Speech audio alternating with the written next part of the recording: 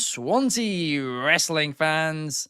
I'm your host, Ben Allison, and you are watching Wrestling Republic's daily broadcast, your one stop shop for professional wrestling, insight, news, and reviews on a daily basis. We're just a few hours away from WWE's Bad Blood pay per view, and to say I'm excited would be an understatement.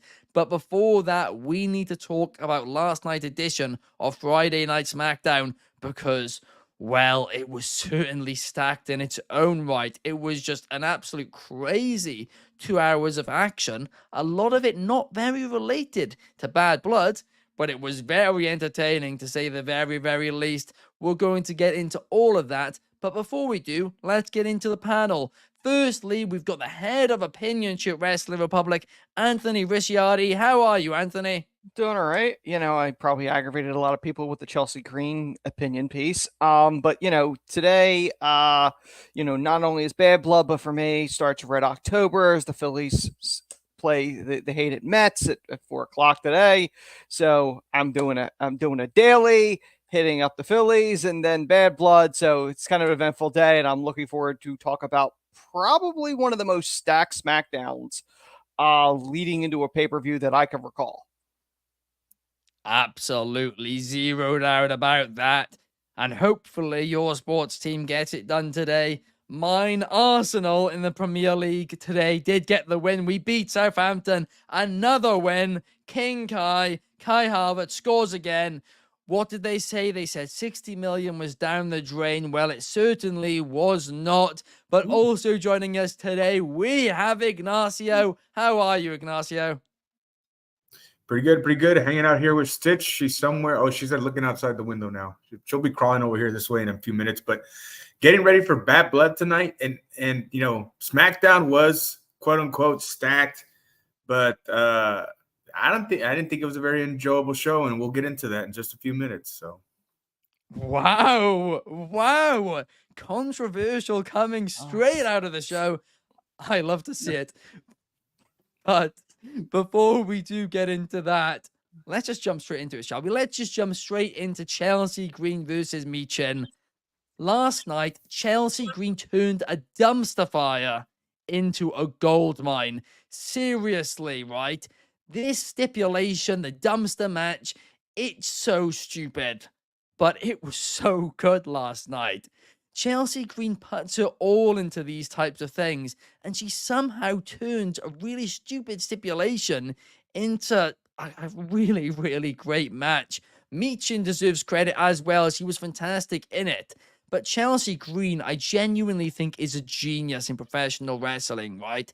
She saw that in that women's division, there was a lot of people who wanted to be main event stars, but not many people who wanted to be mid-carders. Not that many people who wanted to be a good hand. So she came in and she played the idiot. She played that role and she's played it to perfection. And because of that, she's gotten more TV time and now fans want her to be champion. I want her to be the first women's mid-card champion, which I think they need to introduce ASAP. But listen, Chelsea Green, I think people, both on the men's and women's side, need to learn a lot from her. In fact, I already think once she retires from in-ring competition, she's going to be a phenomenal coach for WWE. Because her attitude, I mean, despite the fact on screen she's got a terrible attitude, clearly off screen she has one of the best. Like I said at the start, she turned a dumpster fire into a gold mine. And last night, she deserves a lot of credit. I mean, Anthony, I'm going to go to you first. What was your thoughts on this match last night? My thoughts, I'm going to start with Chelsea. She is one of those rare talents that really gets it. It's not necessarily about how much time you're given on TV. She makes the most of it. Whether it's 5 minutes, whether it's 15 minutes, it's a memorable moment on the show.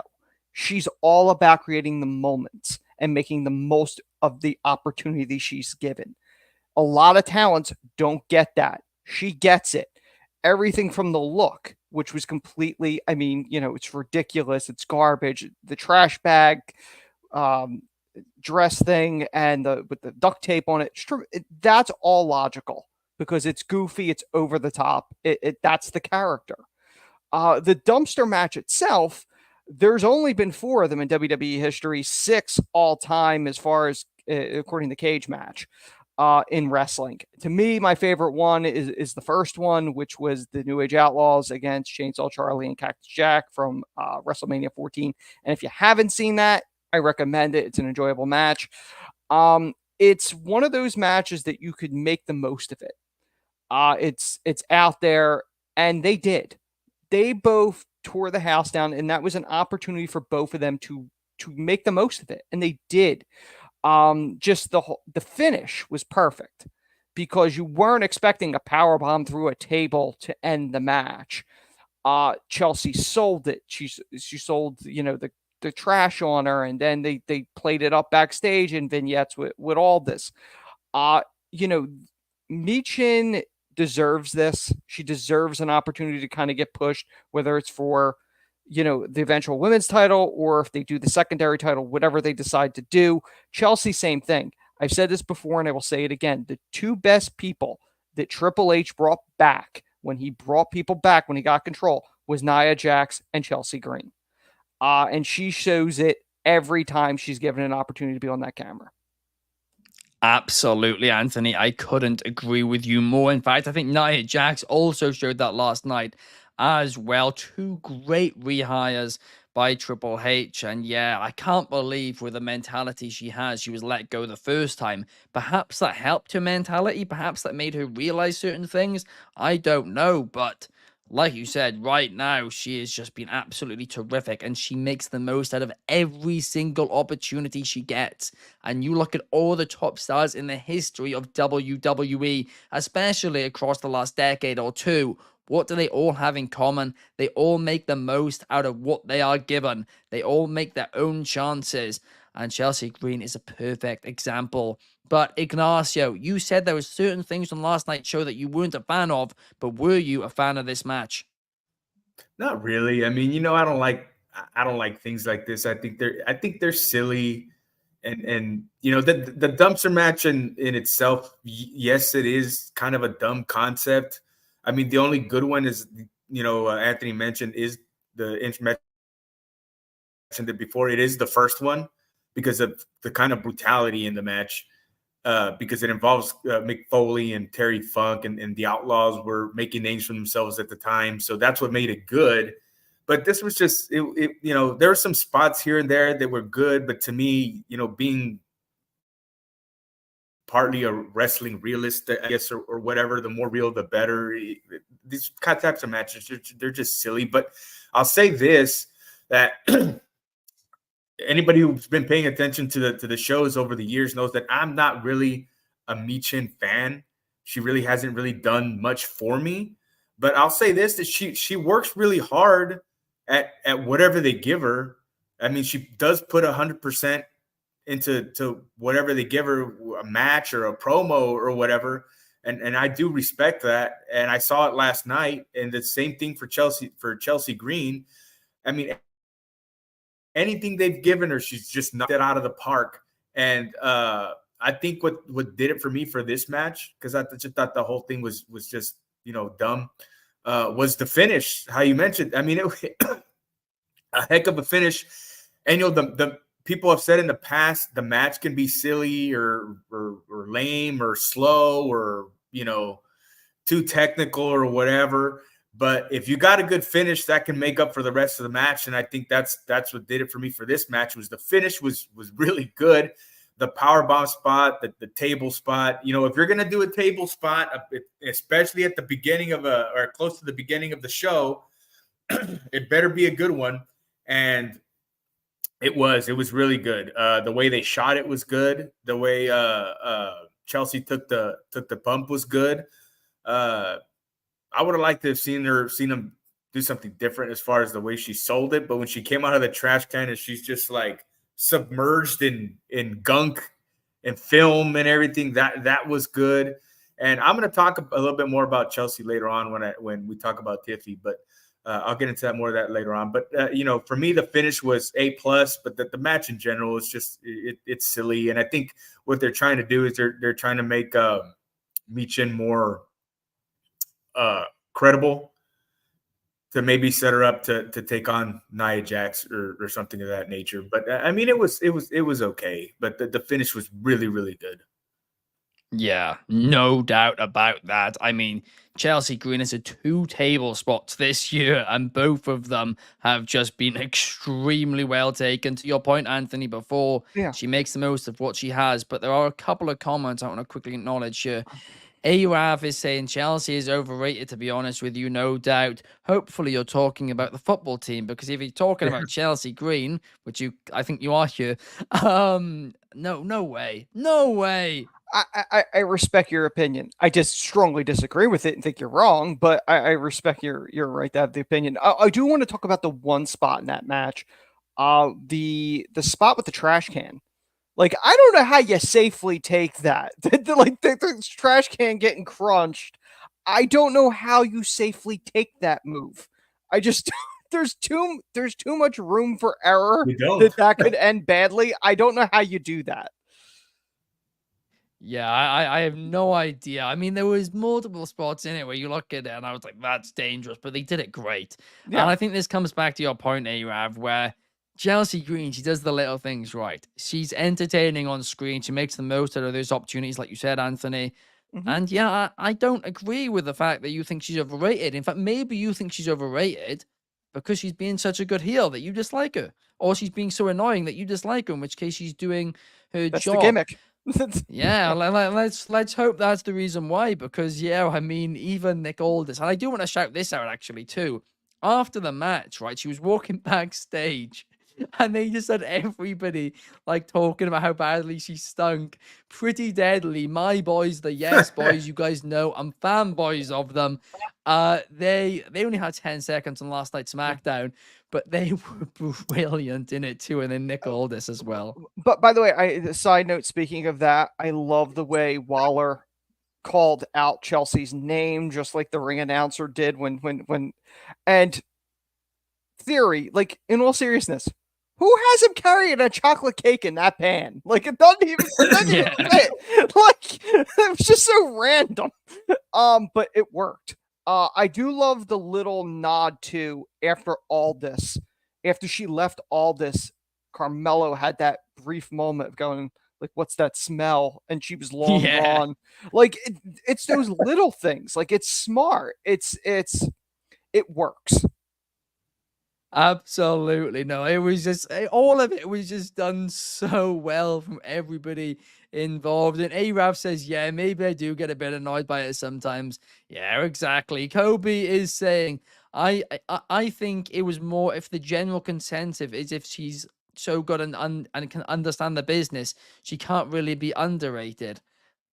I mean, I don't think we said she was underrated, did we? No, but even still, I think you can be underrated if certain people don't point. If everybody starts pointing out, then yeah, you can't be underrated.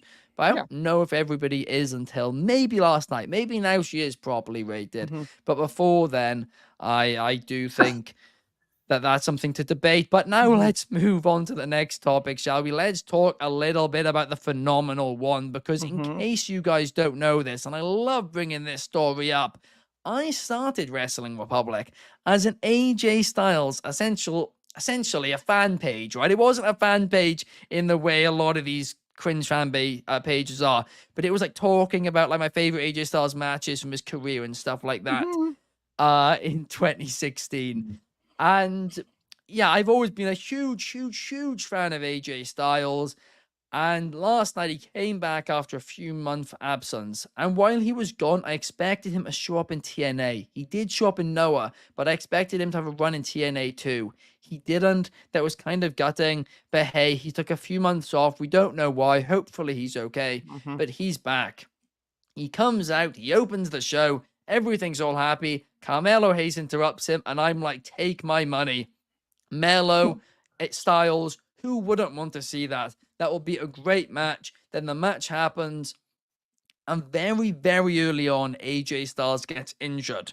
Now, the question is this a work or is it a legitimate injury? Because we actually have no idea. What we do know is there are photos of AJ Styles after the event on crutches. But if you're doing your job right and you have an injury angle, you should be doing that anyway. So hopefully it is just a work. But if it is a work, then I'm worried that they're going to do his body is breaking and all of this, and it's going to lead to a retirement storyline, because AJ Styles did say, and he said multiple times, that he wanted to, he said 5 years ago that he 1000% wants to retire in the next 3 to 5 years. Those 5 years are now up. I'm beginning to get a little bit worried that AJ Styles is about to hang up the boots. Anthony, I want to get your thoughts on this. Do you think the injury is legitimate? Do you think AJ Styles is about to retire? What do you think is going on here? I do think AJ's on his farewell tour. I do. When AJ signed that last contract, and again, people change their mind, but I remember him saying that he expected that contract he signed was his last in-ring contract. I definitely think, him having a job at the PC or behind the scenes is definitely a real possibility. But I think this is it. Whether Carmelo's the guy, to me, I felt that, let's say this is a kayfabe injury. Don't know that, but let's say it is. It's a smart move to lay the seed for the eventual probably WrestleMania match. If he's done, WrestleMania is probably the location. If it's Melo, because it makes sense. If it's Melo, you teased the match, and you never actually got a definitive winner. He had to stop because of his injury. AJ's the type that would put somebody over in his last match. This is a guy that's a first ballot Hall of Famer in both TNA and WWE, possibly New Japan if New Japan had one. Obviously Ring of Honor as well. Not that that's going to happen because of the AEW tie-in, but this is the guy that had Taker's last match. There's a lot of history. AJ's a GOAT. So for him to put over somebody, whether it's Melo, whether it's somebody like Braun Breaker, a fellow guy from Georgia that AJ, I don't think would have a problem putting over. I think it's going to be a young guy he puts over. Now, speaking of that, the TNA thing, I do think I could see him wrestle at least one more time in TNA before he hangs it up. And conveniently, this month is Bound for Glory. So, to me, if I'm fantasy booking this, I'm having Josh Alexander do an open challenge, and AJ's the one who answers it. Because when you look at it, Josh kind of picked up the gauntlet of the heart and soul of TNA. And AJ was synonymous with that. So I think that would make the logical move if he's going to wrestle somebody. Josh would make a lot of sense. Mike Bailey maybe, but to me, Josh is the logical choice for that. But I do think AJ is in his farewell. I think Mania is probably it. I could be wrong. It maybe goes longer, but Mania seems like a safe bet. I think this is kind of, he has nothing left to prove.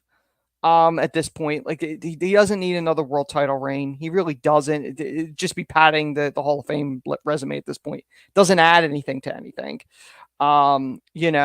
So yeah, I could see Melo being the guy. I could see Braun Breaker being the guy. Those are the two to me that I can think of. Yeah, I could see him putting them over.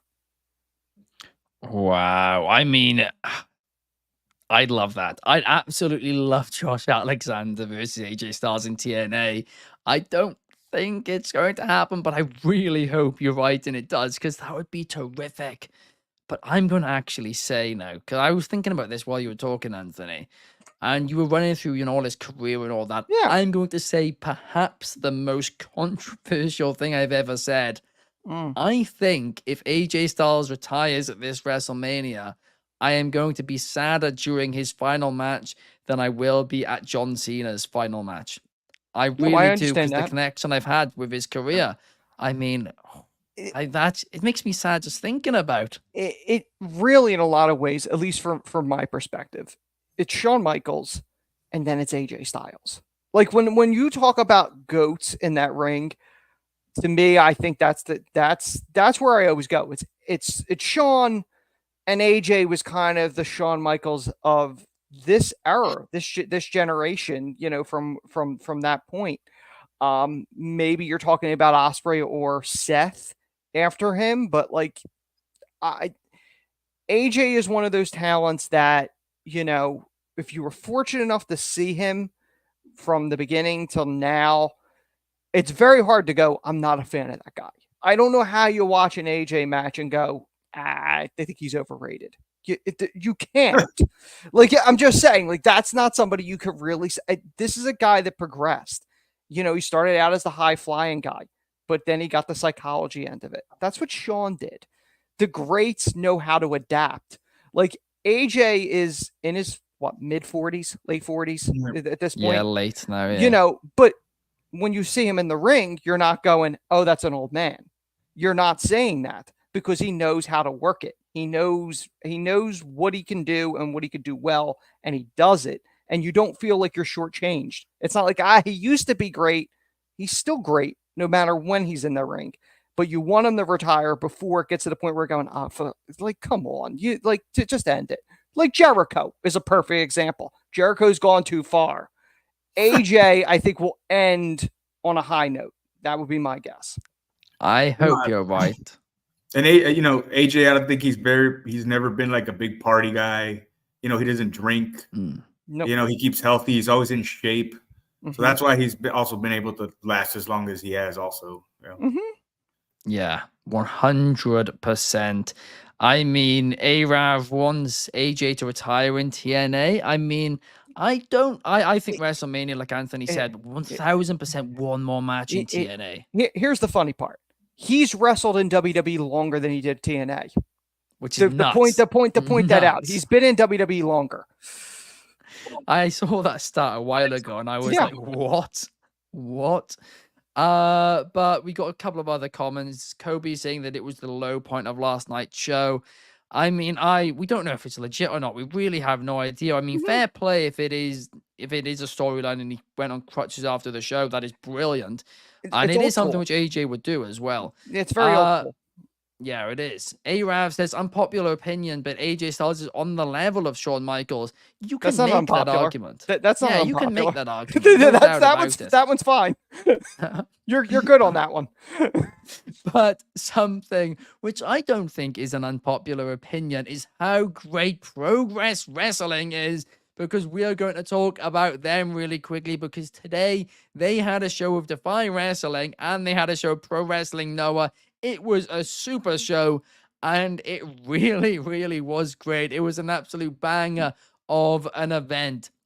And you can watch that event along with all Progress Wrestling's chapters, as they call them, all their past shows featuring Will Ospreay, Pete Dunne, Tyler Bate, Finn Balor even back in the day. There's so many legends throughout the history of Progress Wrestling, plus Defy shows as well, plus TNT Extreme Wrestling. There's so much on-demand Progress Plus, and we have an exclusive code for you guys. If you guys use What's Progress 1, you get 50% off your first month on-demand Progress Plus, the home of Progress, Defy, and more. Seriously, I said it, yes, and I'll say it again. It is legitimately my favorite professional wrestling streaming service. It is so user-friendly, and the amount of content on there is absolutely terrific.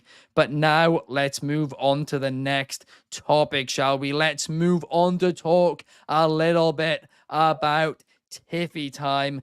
Let's talk about Tiffany Stratton, because last night on SmackDown, we had a promo segment. We had Nia Jax and Tiffy come out. They were interrupted by Bayley. And once again, Tiffy teased the cash-in. She teased cashing in on Nia later in the night after Naomi defeated Tiffany Stratton, which in itself is usually a sign that the cash-in is about to happen.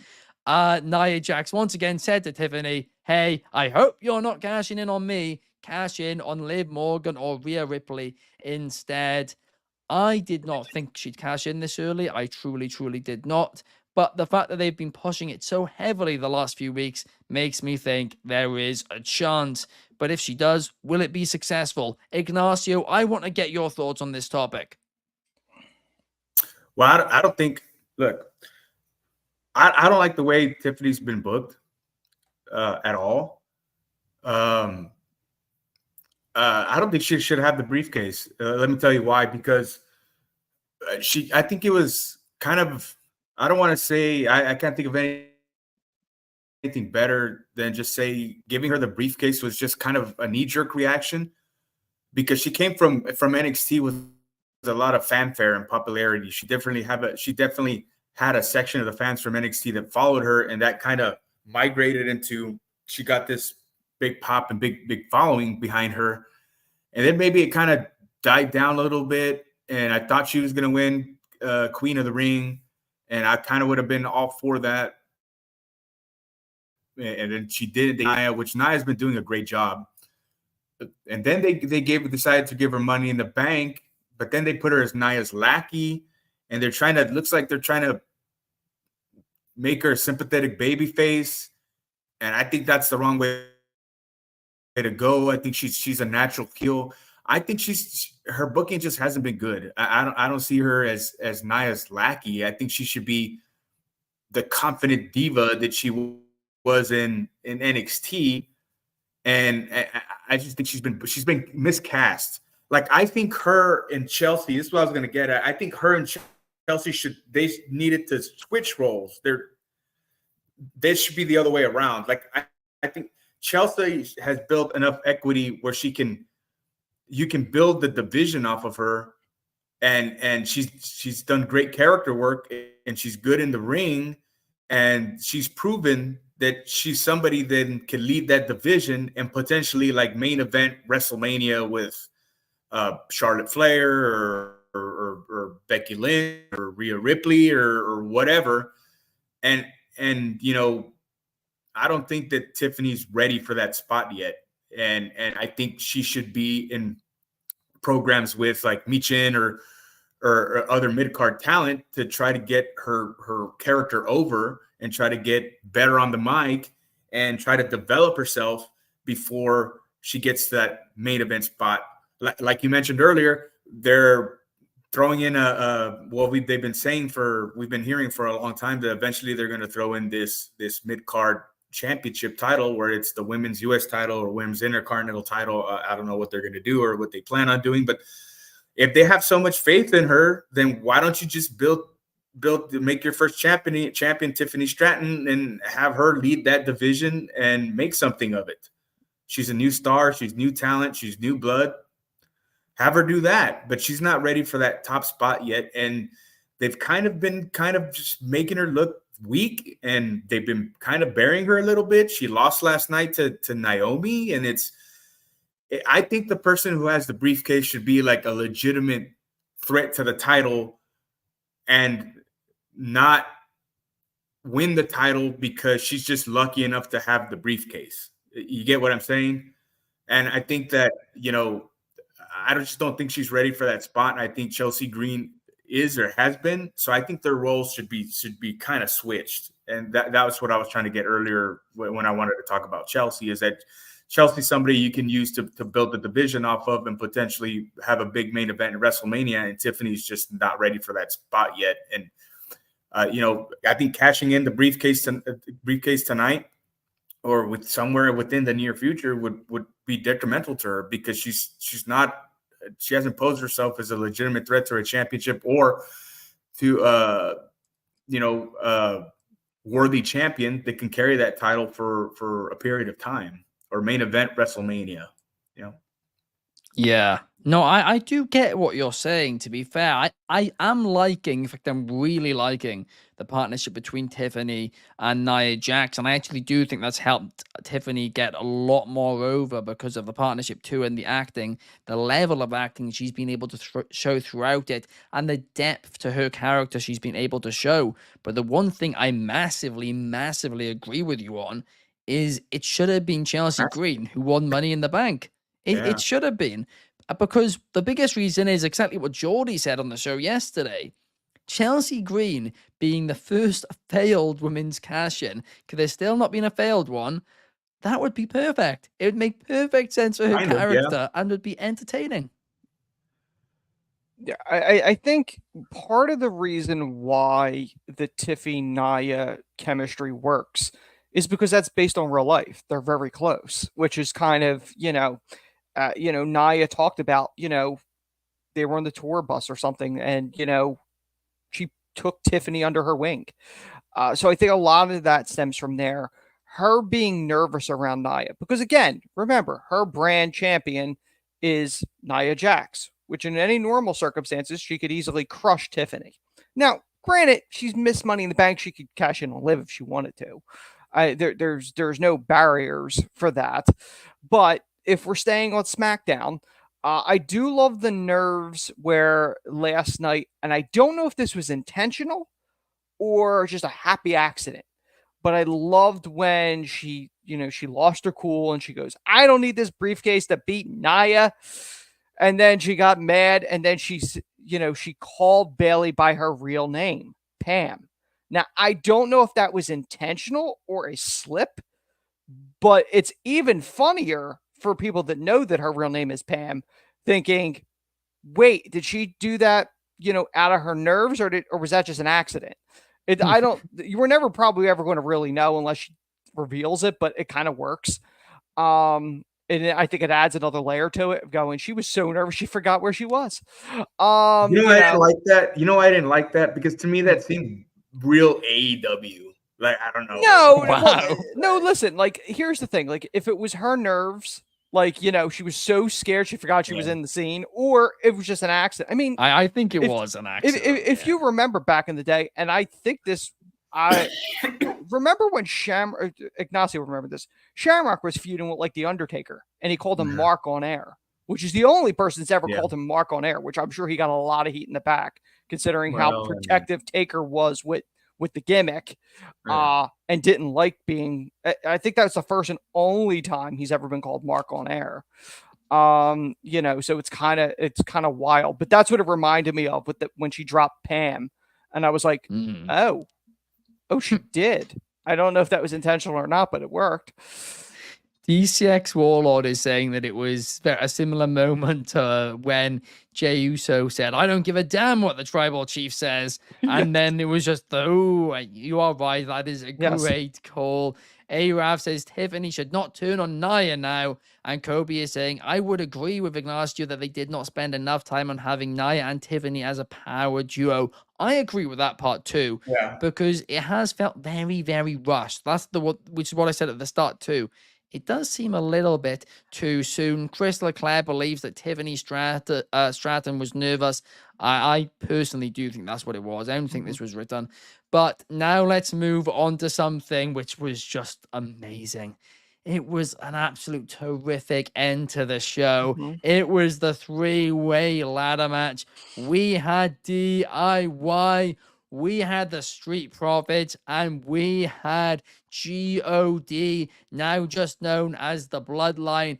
I mean, these three teams, they put on a banger. I mean, it was more of a TLC match than a ladder match, but hey, what's the difference anyway? There's actually literally none. Tables and chairs. So fun.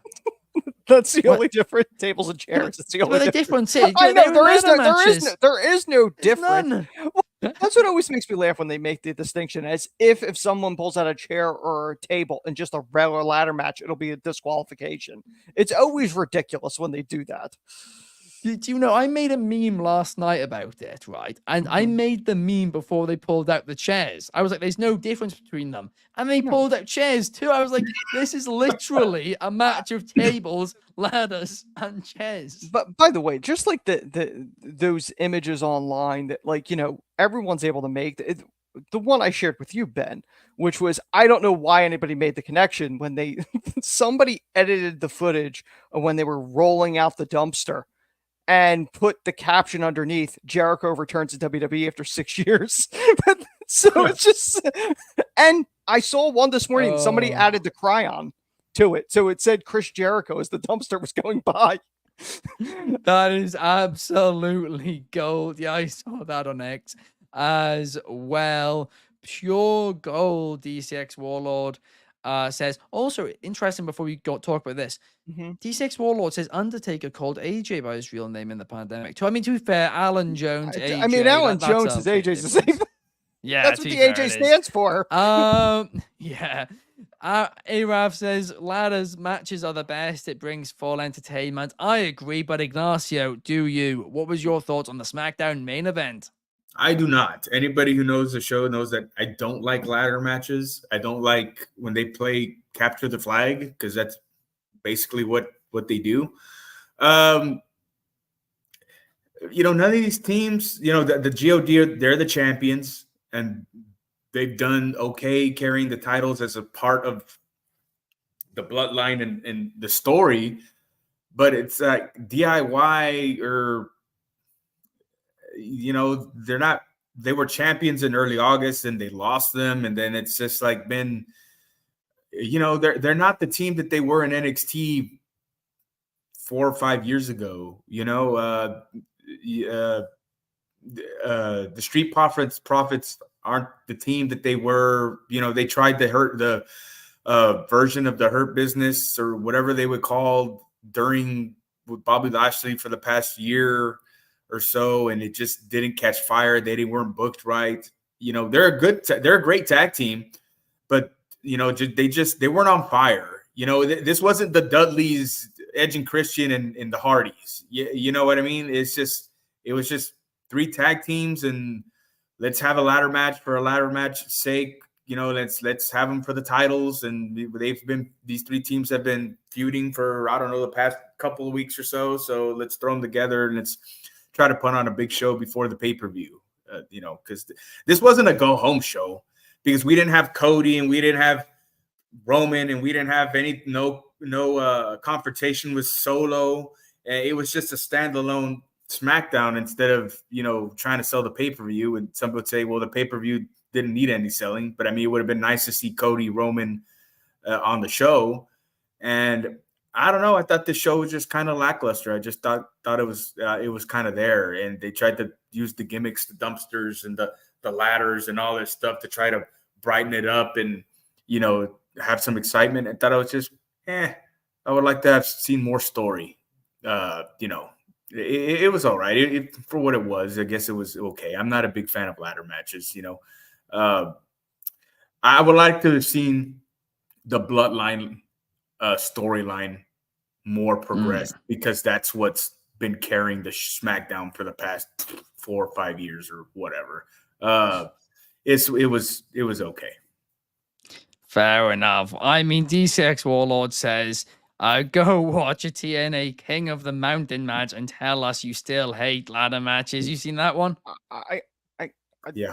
Side note, I do hate the stipulation in King of the Mountain that you have to put the belt on the hook. You're not retrieving it. I hate that personally. I love Jeff Jarrett. That's a fair point. I love Jeff Jarrett, but yeah, that's definitely not one of his great ideas.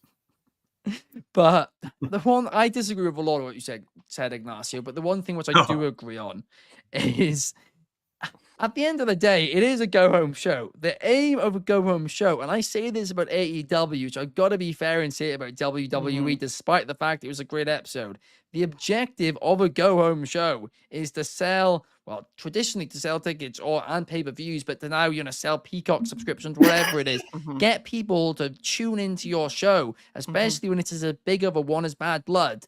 And at the end of the day, you didn't have your biggest angle, your biggest match talked about on the show. I mean, so you agree with me or you disagree with me? I agree with you on that part. Oh, yeah.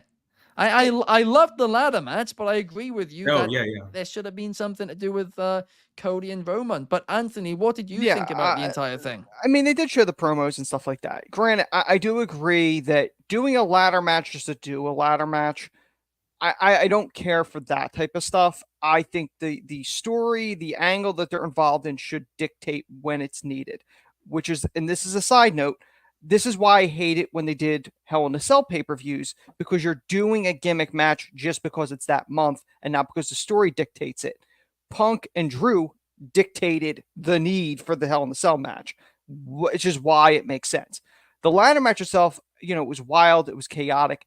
It's one of the things that Hunter is trying to rebuild. I mean, he was given, a buried Intercontinental title. He resurrected that. He's working on the U.S. He's trying to build tag team wrestling because Vince notoriously was not a tag team guy. So they're trying.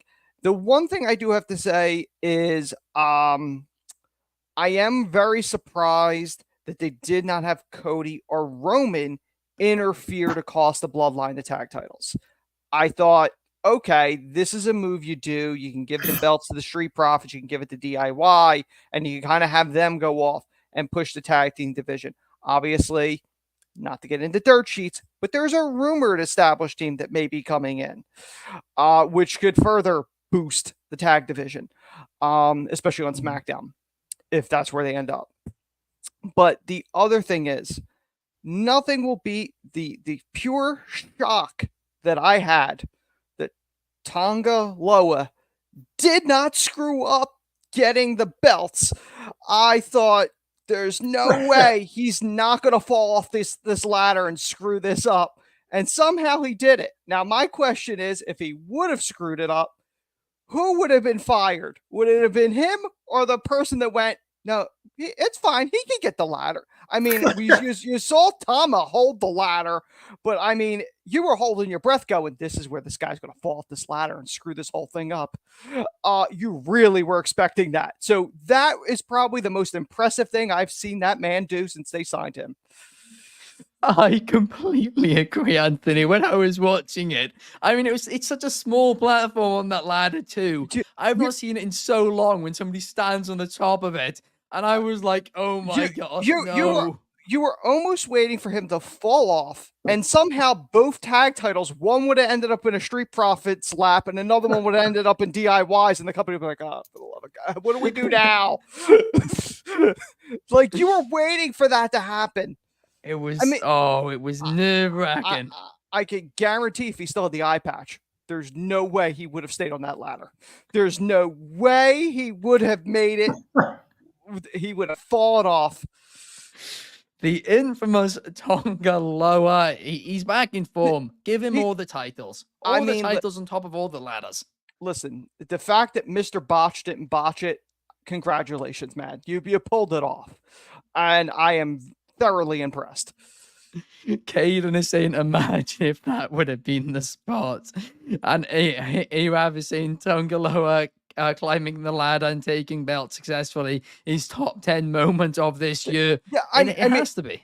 I mean, listen, it's Cody finishing the story and Tonga Loa not falling off the ladder. Yeah. That's really where you're at this point.